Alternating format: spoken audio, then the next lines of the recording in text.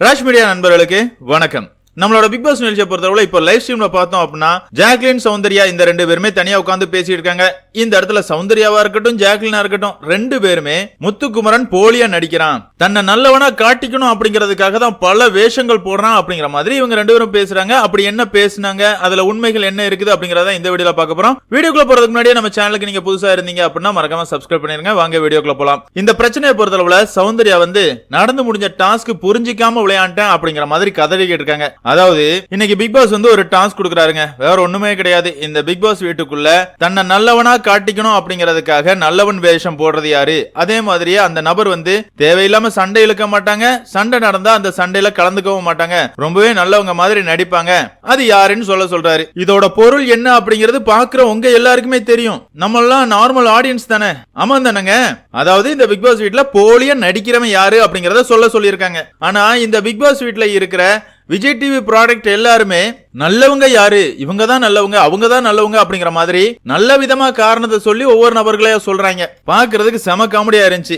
விஜய் டிவில வேலை பாக்குற எவனுக்குமே புத்தி இருக்காதாடா அப்படின்னு சொல்ற அளவுக்கு தான் இந்த தரவரிசைப்படுத்தல் இருந்துச்சு அப்படின்னு சொல்லலாம். இந்த இடத்துல மஞ்சரியா இருக்கட்டும் முத்துக்குமரனா இருக்கட்டும், முட்டாளுகளா, பிக் பாஸ் கொடுத்த டாஸ்க் இது கிடையாது, இந்த வீட்டுல போலியா இருக்கிறது யாரு அப்படிங்கறதான் சொன்னாருடா அப்படிங்கிற மாதிரி எடுத்து சொல்றாங்க. இருந்தாலும் இந்த தற்கொலை கூட்டம் எல்லாமே ஒண்ணு சேர்ந்துகிட்டு மஞ்சரி முத்துக்குமரன் இந்த ரெண்டு பேரையும் டார்கெட் பண்றாங்க. நீங்க நெகட்டிவா எடுத்தா எங்களுக்கு என்ன, எங்களை பொறுத்தளவுல பாசிட்டிவா தான் எடுத்துப்போம், அதுல எழுதி இருக்குது நல்லவங்களா இருக்கிறது யாரு அப்படிங்கிற மாதிரி இருக்குது அப்படிங்கிற மாதிரி சொல்றாங்க.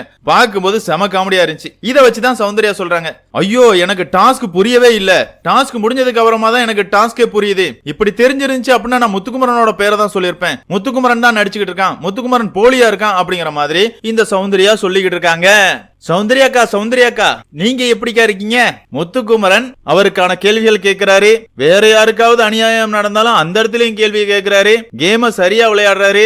அவர் கலந்துகிட்ட 80% டாஸ்க்ல அவரோட எஃபர்ட்டை போட்டு ஜெயிக்க வச்சிருக்காரு. நீங்க என்னத்தை கீச்சிங்கக்கா?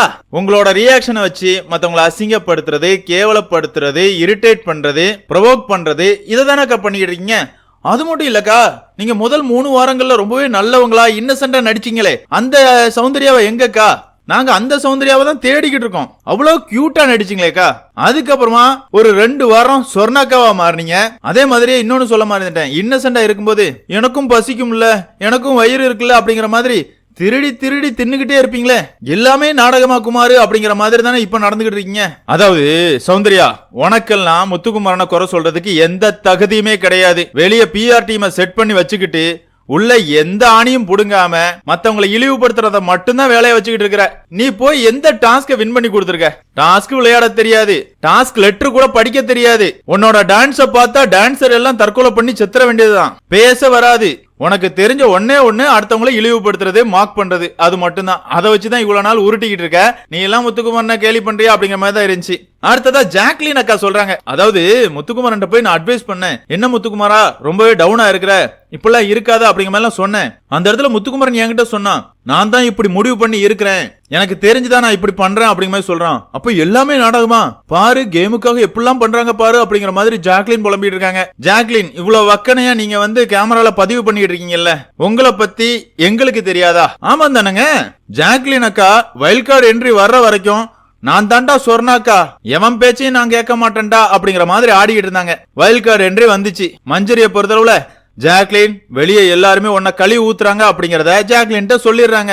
அடுத்த நாள்ல இருந்து போடுறாங்க பாருங்க ஒரு நாடகம், வேற லெவல். ரொம்பவே பவ்யமா பேசுறது, அமைதியா பேசுறது, எல்லாருக்கிட்டையும் நல்லவங்களா நடிக்கிறது, என்ன கொஞ்சம் தம் அடிக்கிறத குறைச்சிக்கிட்டா நல்லா இருக்கும். லைவ் ஸ்ட்ரீம் பார்க்கும்போது எப்ப பார்த்தாலும் ஸ்மோக்கிங் ரூமுக்கு தான் போயிட்டு இருந்த மாதிரி இருக்குது, வேற எதையும் புடுங்கின மாதிரி இல்ல.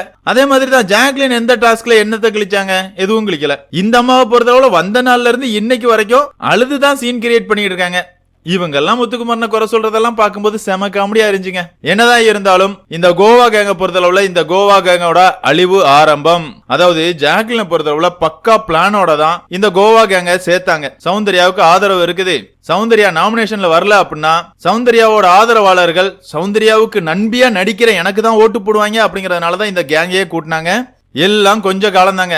சௌந்தர்யா ஜாக்லின் இந்த 2 பேருக்குள்ளேயுமே பல புகைச்சல்கள் இருந்துகிட்டு இருக்குது. அதாவது ஜாக்லின் சௌந்தர்யாவை ஏமாத்துறதா நினைச்சு ஏமாத்திக்கிட்டு இருக்காங்க.